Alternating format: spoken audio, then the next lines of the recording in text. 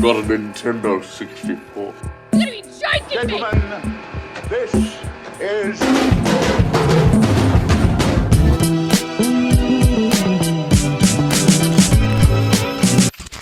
What is up, everyone? Adam from FWCI, and you guys seem to have a great response to the pitch meetings reactions, so I'm going to do some more pitch meeting reactions. I've seen a whole bunch of these. I don't think I've seen them all, but I just sort of check them out sporadically, but honestly, I've been so busy with this channel since I started, I haven't really watched any, and between that and the honest trailers, it's hard to sort of really differentiate the two, so I'm going to go back and watch some that I may or may not have seen before, but just about movies that I absolutely love. So we're kicking that one off with Space Jam. Come on, it's time to get hype, say who?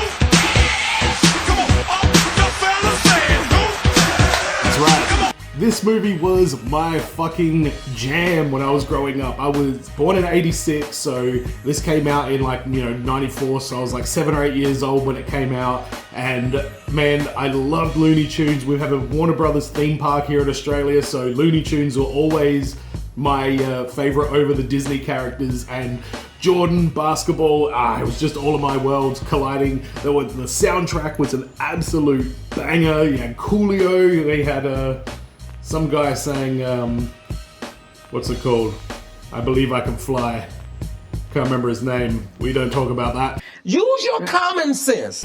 But anyway, let's get into the Space Jam pitch meeting. I'm really excited for this. Just wanted to mark out with you guys for a second with my Space Jam fandom. So let's see what happens with this one. So, you have a 90s movie for me? Weird of you to specify the decade, but yes sir, I do. Amazing. So what's it about? 90s. Well, you remember a couple of years ago there was an Air Jordan commercial featuring Michael Jordan and Bugs Bunny? Of course, that was super popular. Yeah. Right, so I was thinking, let's do that. A movie based on a shoe commercial? Yeah. I love it already. It's not So wrong. what happens in this thing? Well, we're gonna start with Michael Jordan when he was a kid. Oh, is that gonna be important to the film moving forward? Not really, no. Then we're gonna jump forward in time and he's gonna retire from the NBA to play baseball. That is a thing that happened. Then we're gonna fly off into space and meet these aliens that run a theme park called Moron Mountain. Okay. And things aren't going so well Okay. business-wise, so they need to figure out a way to attract new customers. Do they start by changing the name from Moron Mountain to something else? No, they decide, to enslave the Looney Tunes. Oh, that works too. So then these little bug aliens head down to Earth to pick up their new slaves. Okay, so the Looney Tunes Nerdbots. live on Earth? Of course, they live in the Earth's core, you idiot. So the center of the Earth is a waiting cartoon. for Yep, that. and please don't overthink this. Okay, so anyway, the bugs go see bugs. Oh, the bugs go see other bugs? No, they go see Bugs Bunny. That makes more sense. This is why you're the writer. And they're like,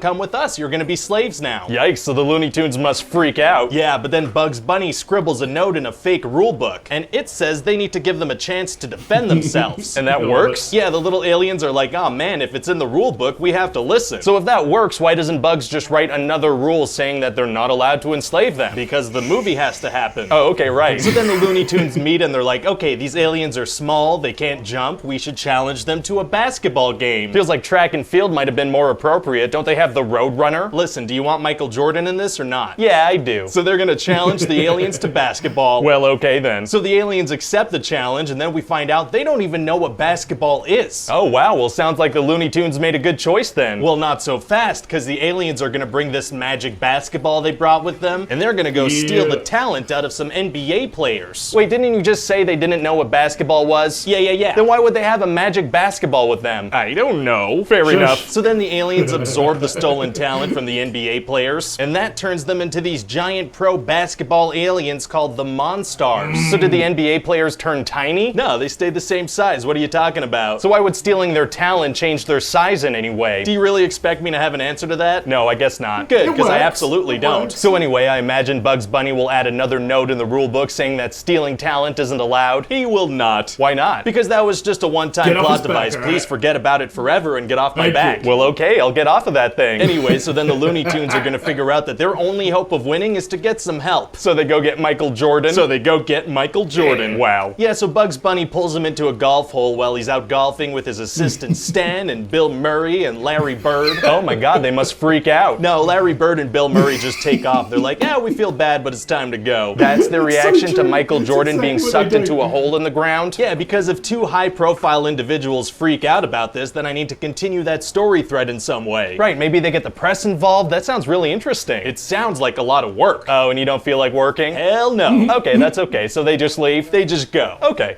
So then Michael Jordan meets the Looney Tunes and they're like, you need to help us win a basketball game against some aliens. Wow, he must be losing his mind. It's gonna be tough to convince him to play. Actually, it's gonna be super easy. Barely an inconvenience. Oh, really? Yeah, because first of all, he is barely fazed that he's suddenly in a cartoon world at the center of the earth Michael and that Jordan. aliens exist. He doesn't Oh, get he's pretty fazed. calm. Incredibly calm. His one thing is that he's like, guys, I play baseball now, not basketball. That's what he sticks on in this situation. Yeah, but then he's gonna get over that, you know, pretty much immediately. Wow, that was easy. Sure was. So what Just other like real basketball life. players do they recruit? What? Well, I mean, if they're allowed to have Michael Jordan play on the team, they can have some other ones too. Oh yeah, I guess they could, but they're not gonna. How come? Because that works. And then a really sexy female rabbit's gonna walk in. What? Yeah, we're gonna play sexy jazz music. She's gonna walk all sensually. What? Why are you doing this? And Bugs Bunny's gonna get all turned on because of how hot she looks. Do we really need a storyline where the cartoon rabbit gets horny? I sure would like that. You're a pretty weird guy, huh? Yeah. All right, well, we'll put it in the movie if you promise to never come near my kids and family. It's a deal, sir. I already can't go near schools and playgrounds. That's actually comforting to know. Good. So anyway, then the Looney Tunes are gonna face a real challenge. Oh, they are? Yeah, Michael's gonna realize that if he's gonna play, he's gonna need his sneakers and his lucky shorts. Oh my god. Yeah, he doesn't have them. That's insane. I know, so then Bugs and Daffy are gonna have to go get them at his house. Why can't Michael go? Unclear. Oh. And then Michael's dog is gonna have the shorts in his mouth, so it's definitely gonna be an adventure. Chuck. Out of all the objects in the mansion, the dog has Michael's lucky shorts in his mouth. Oh, Michael Jordan doesn't live in a mansion. He and his family live in a normal house. Honestly, that's probably the least realistic thing you've said today. I know, right? Anyway, then it's time for the big game. Oh, already? Yep. Feels like nothing has happened. It sure does. Wow. And now Michael's assistant is there too, and he wants to play, but he's too fat and slow. It's too bad they didn't recruit other basketball players. Shut up about that. Oh, okay. So as the player coach of the Toon Squad, Michael Jordan's like, you know, let's just go out there and have fun. Isn't slavery on the line? Feels like they should take it a little more serious than that. Yeah, he just thinks they should have some fun with it. Well, okay then. So then the game is gonna start and the Monstars are just gonna physically assault them hardcore. Oh no. Yeah, they're gonna get punched and kicked. Granny's gonna get crushed. Is there a referee? Sure there is. It's Marvin the Martian and he's not calling anything. Why is he the ref? Because he's an alien and a Looney Tune, I guess? That actually kind of It makes does, sense. Anyway, yes. so by halftime, the Toon Squad are losing bad. Probably because they were just out there trying to have fun. Maybe, and so Michael Jordan convinces the team to take some performance-enhancing drugs. Oh, he does? Well, no, it's actually just water with his name on the bottle. I guess The old people will buy roids. anything if it has a famous person's name on it. That's the whole idea behind this movie, yeah. True. Anyway, then Michael's gonna talk to the big alien boss guy and make the bet a little more interesting. Oh, really? Yeah, he's gonna be like, if you guys win, you get to take me home as a slave. Why would he volunteer himself like that? Doesn't he have children at home? Yeah, I guess he doesn't really care about them so much. I guess not. And then one of the Monstars is gonna be about to jump on Lola Bunny, but Bugs is gonna push her out of the way. It's gonna be super dramatic. Wait, people have been getting their butts kicked the whole time. Why is this dramatic? He's gonna hit a girl. You can't do that. What about Granny? You said she got crushed. Well, she's not hot, so who cares? Right, okay. So then Lola's gonna be so grateful, she's gonna give me a big kiss on the lips. Don't you mean she gives Bugs Bunny a big kiss on the lips? Oh,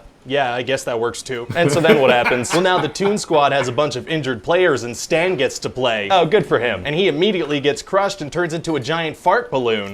Giant fart balloons are tight. Yeah, so then Bill Murray shows up in uniform, ready to play. Wait, what? When did he get there or learn about this or start caring? He's gonna be like, a I'm friends producer. with the producer. Yeah. You can get Ivan Reitman to help produce this, right? I mean, probably, but that joke explains nothing. It's like clever meta humor. Is it clever meta humor or just lazy writing? I don't know. Fair enough. And how does the movie end? Well, Michael is gonna find out that he can also use cartoon physics, so he does that and wins. Fantastic. And then the Monstars are gonna give the talent back and ask if they can stay with the Looney Tunes instead of going home to Moron Mountain. Okay. And then Michael has to make it to a baseball game, so he rides home in a spaceship. Wait, was This the game is taking weird. place in space or in Looney Tune land? Looney Tunes land in the center of the earth. But he descends to the game in a spaceship? That's right. Wow, you didn't even try to have this make sense. Not even a little. Then we're gonna have a song that's like, I believe I can fly. Oh, that's nice. Yeah, I was thinking we could get someone nice and wholesome, you know, like R. Kelly. Isn't he kind of sketchy? I don't think so. I usually have a pretty good radar for these things. Okay. Yeah. Now let me ask you something. Were you on a lot of drugs when you put this thing together? Oh yeah, a ton, but I'm pretty confident there's no permanent damage. Wow. Oh, Wow. Well, it sounds like it could make a lot of money, so I'm on board. Amazing. And plus, after like 2 decades, people will start to get nostalgic about this and you can make another one. Well, I don't think people are ever gonna get nostalgic about a live-action cartoon hybrid movie based on a shoe commercial. Yeah, you're probably right. hell yeah. Obviously, we know a lot more about Space Jam 2 since they made this one here. And so, if I could like fantasy book a Space Jam 2 movie, I can't do it anymore. But for a long, long time, my idea for a Space Jam sequel was Kobe retires. And a similar thing happens to him. He ends up with the Looney Tunes. They have to have a basketball game against the aliens or whatever, whoever it ends up being. But you know, there's some sort of unfair advantage, and Kobe Bryant has to go and enlist Michael Jordan and LeBron James, and the 3 of them help the Looney Tunes in some way, shape, or form. Even if like Jordan was the coach or something like that, but they help the Looney Tunes overcome it as well. I just thought it'd be awesome when Kobe retired, that in sync with when Jordan retired and this movie came out, that they could do the same thing with Kobe. But you know, obviously, rest in peace, Kobe Bryant. It's a legend. But that was awesome. There was so many things in that video that I clearly have spent too much time thinking about this movie, which I think is something that Ryan from Screen Rant can also say about obviously any movie, because they go so deep in it all. But man, I remember noticing like that the spaceship comes down from space, even though they spent the whole time in the Earth. I remember noticing that Larry Bird and Bill Murray are